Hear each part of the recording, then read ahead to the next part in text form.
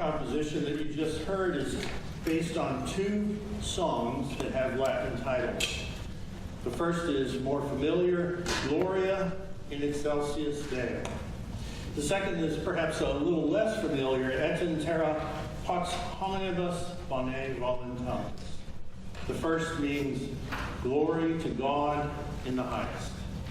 The second means peace on earth and goodwill toward men. Both of these phrases originate in the second chapter of the book of Luke, which is the Christmas story. A chapter that's introduced with that great four-part summary of God's message to mankind throughout all of the New Testament. And that is, fear not, for I bring you good news of great joy, which shall be to all people. Now, the second song in your program refers to the angel Gabriel. I think most people know that the angel Gabriel came and delivered the message that the Christ child was to be born and that he would be a king of a kingdom that would never end. The angel Gabriel always introduces himself with the phrase, "Do not be afraid," except for one time.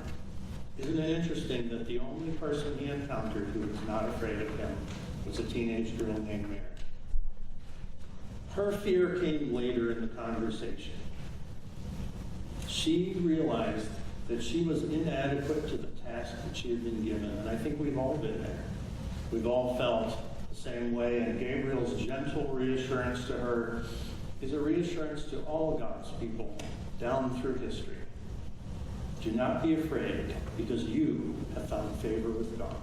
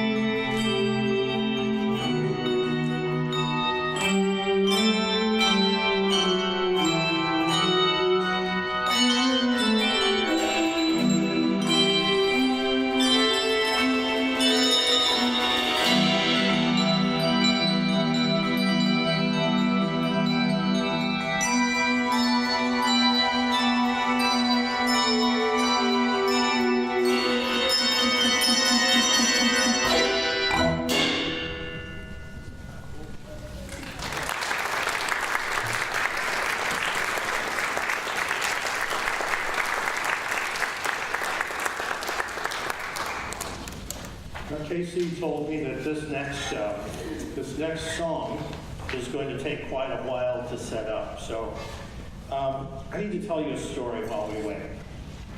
This bush pilot is flying a couple of customers from the Northwest down to California. And in the course of this flight, he turns to his passengers and he says, "I've got some bad news. I'm not sure where we are. My instruments have failed, and I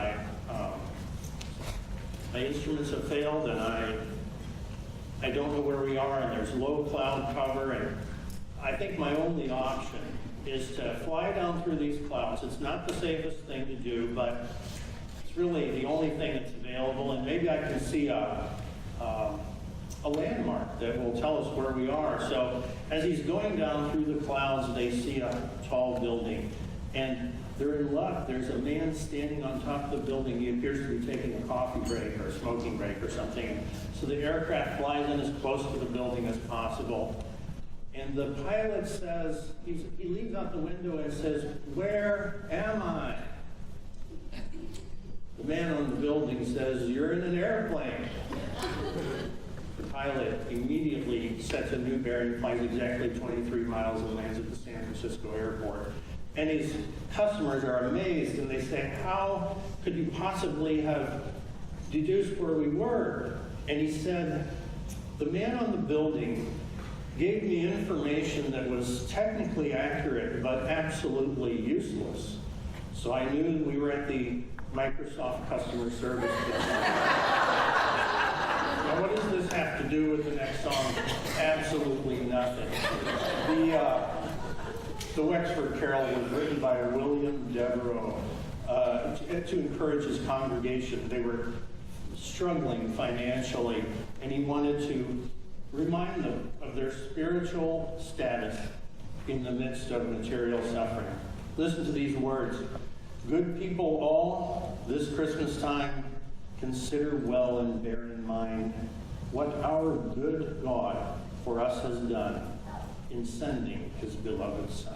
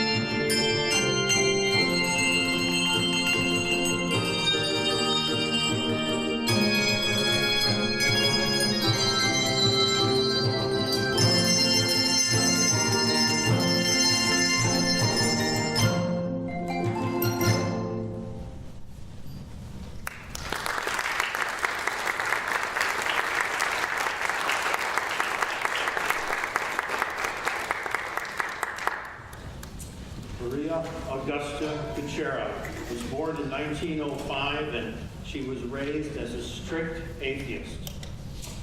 She went off to college and was studying in Vienna at a school that reinforced the atheist philosophy. And while she was there, she decided to attend a Bach concert.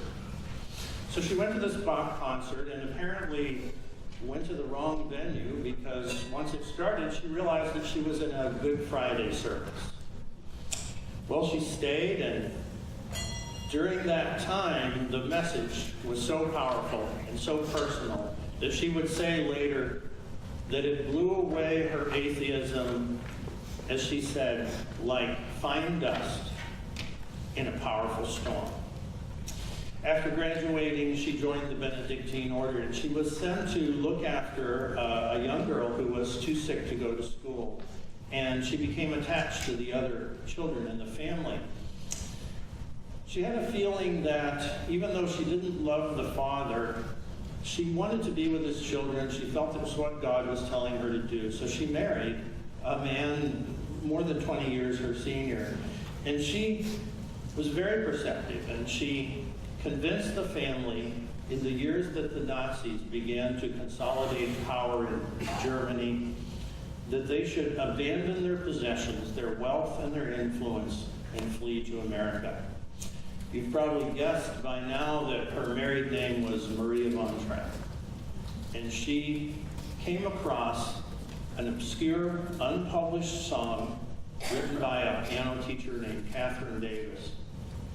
And she recorded it on the family's first Christmas album, The Little Drummer Boy.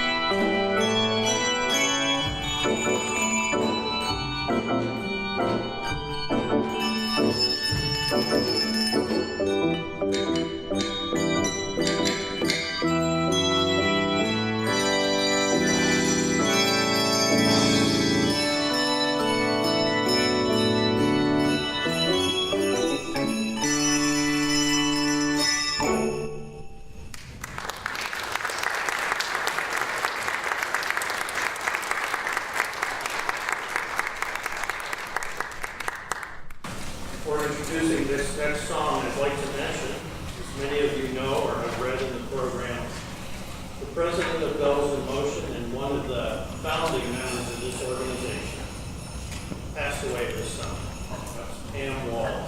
And even though my own association with this group has been in a very small role, I can tell you that it's not going to be the same without her. This evening, when we're done, we'll go and pack all of this stuff into a trailer, and Pam will not be there with her clipboard and her stand, ushering each and every bell, tablecloth, lamp, and clothes peg into its appropriate container. Next summer, as we prepare for the shows, she will not be there to appropriate, organize, and distribute the costumes. And I think most importantly, we will miss her comedy routines. She won't be doing her comedy routines anymore, at least not here.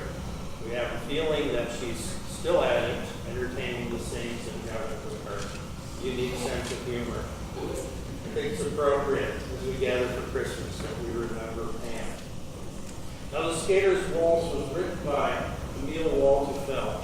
He worked in a piano factory, and in the evenings he would play at Paris soirees to try and earn a few extra francs. And it just so happened that one of the events at which he played, there was a guest named the Prince of Wales. And the Prince of Wales took his music home and introduced it to his mother, Queen Victoria. Being noticed by Queen Victoria, launched Emil Waltefeld, who worked in a piano factory, to being a world-famous composer. And of all the songs that he wrote, his most famous and his most enduring is The Skater's Waltz.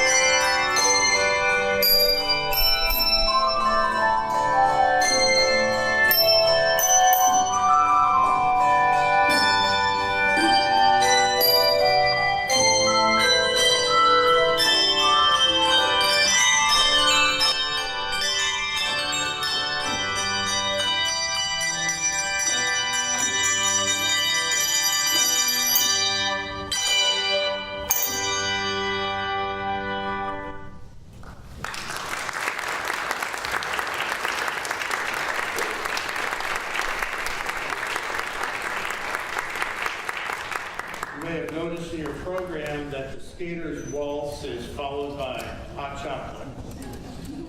skating, hot chocolate. Okay. That's all I've got to say about that one. Let's talk about CDs. There will be CDs for sale at the back when you leave. ER? Oh, she wants more enthusiasm about the CD. Ladies and gentlemen, as you leave the auditorium tonight, you will not be able to avoid seeing a particularly attractive table manned by particularly attractive people who, for a mere $15, will let you take home one of these shimmering, gift-wrapped, translucent discs. As you walk home with your purchase tonight, people who see you will say, "My, have you lost some weight? You look taller. Your teeth are so white and your breath is minty fresh." Now, while none of these things may actually be true, the point is it's your radiance they're seeing because of the confidence you've gained by your purchase. You may play this in your pickup truck or in your luxury European touring sedan, or you may want to take this disc along with you on your next wilderness or seafaring adventure in your Land Rover or yacht, because it's reflective. There's a hole in the middle, and you can look through the hole and use the reflective surface to attract rescue vehicles and passing ships.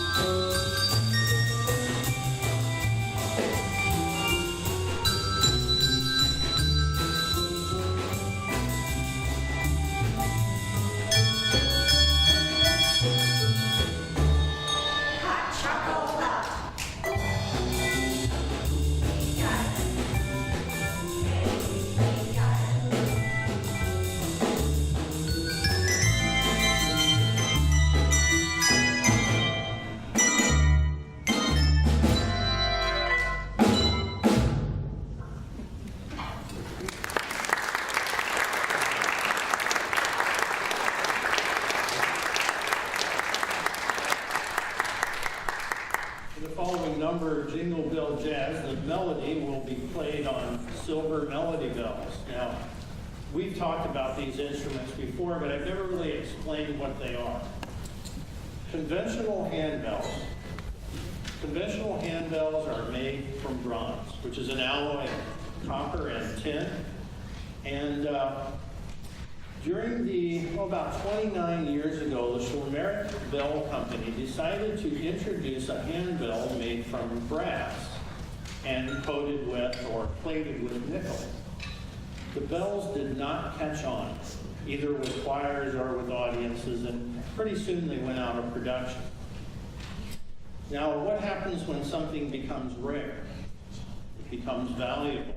And within a few years, there were only 30 of these bells left in the country, or in the world, I should say. And pretty soon a bidding war started, and individual bells began to sell for thousands of dollars.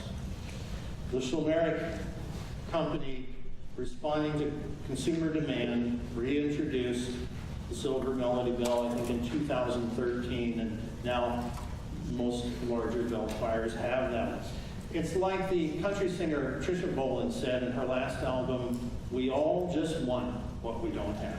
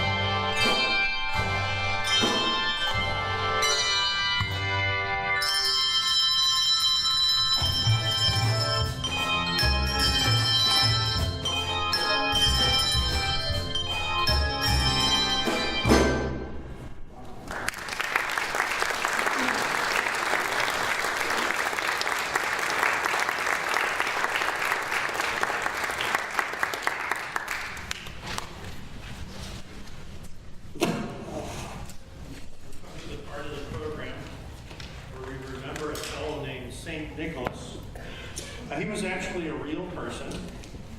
He was born in the 3rd century, and among other good works, he is best known for rescuing women from slavery.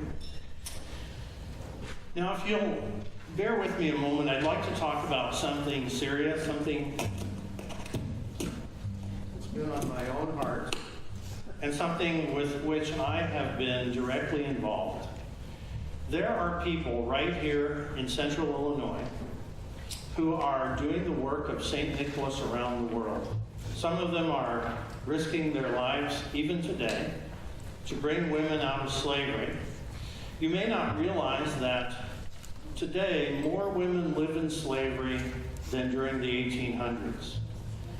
And I'm not asking you today this is not a financial appeal to write a check to a particular organization.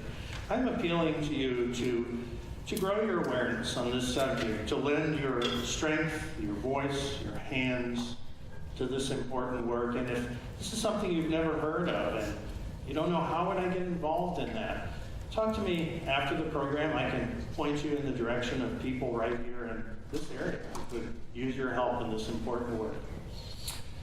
But for now, on a lighter note, let's just sit back and visit with jolly old St. Nick.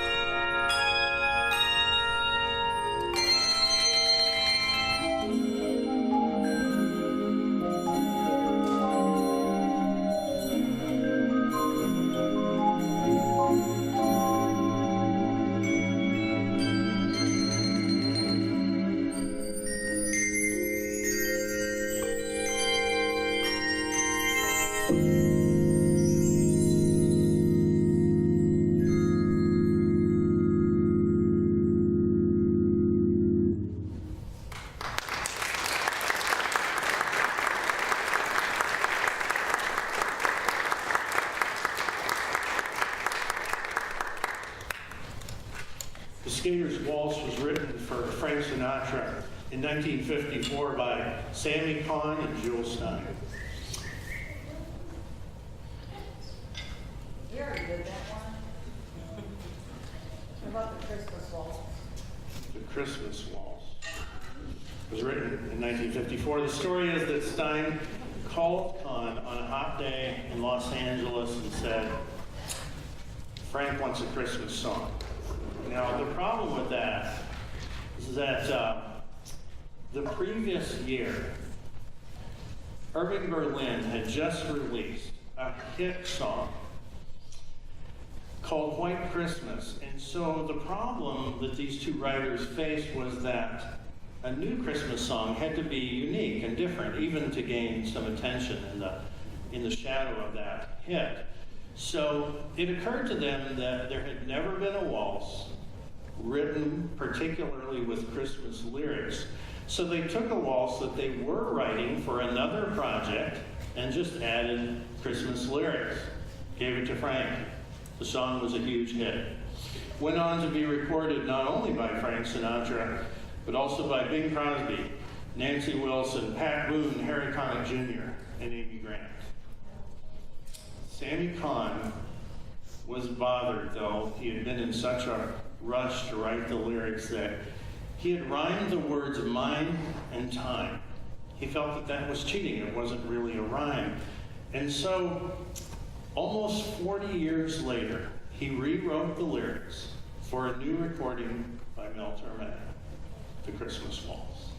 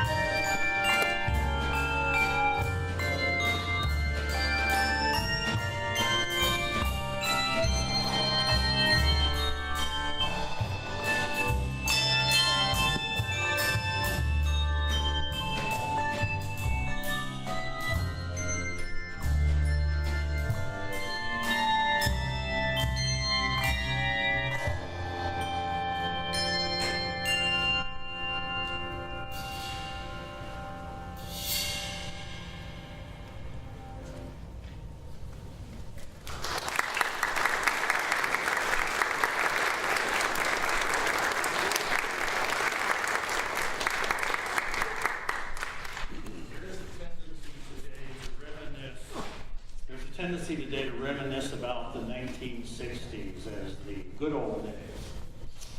We remember fondly Andy Griffith and Barney and Mayberry and the Beatles, Woodstock, the original VW Beetle, Herbie the Love Bug. Of course, remember the moon landing. Now, I know that none of you are old enough to remember any of this. Casey doesn't even know what a drive-in theater is. But from someone who was there in the 1960s, I want to remind you that reminiscence is often illusion. During the 1960s, a lot of people were very worried. They were worried about the Cold War, about Vietnam, the nuclear threat, cultural revolution. People were devastated by the death of a president, and crime rose during that decade more than any other time in our nation's history. During the summer of 1965, the songwriter Jerry Herman said that as he looked around him on the streets of New York, people looked so downcast that he felt like he was back in the Depression. And that summer, he had a thought. He said, what we need is a little Christmas right now. And that thought sparked a new musical called May, first performed on stage by Angela Lansbury, on film by Lucille Ball. We need a little Christmas right now.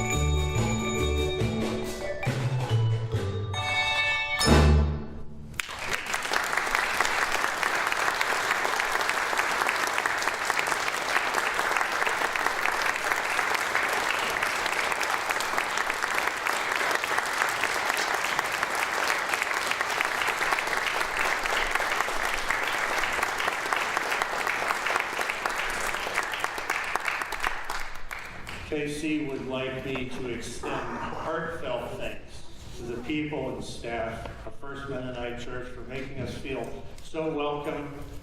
We'd like to thank Julie, who served us tonight in the kitchen, and for the Music and Worship Committee, who just extended such incredible hospitality to us. There's one matter of business I'd like to tell you about. Bells in Motion, which is a nonprofit organization, would like to replace some equipment this year.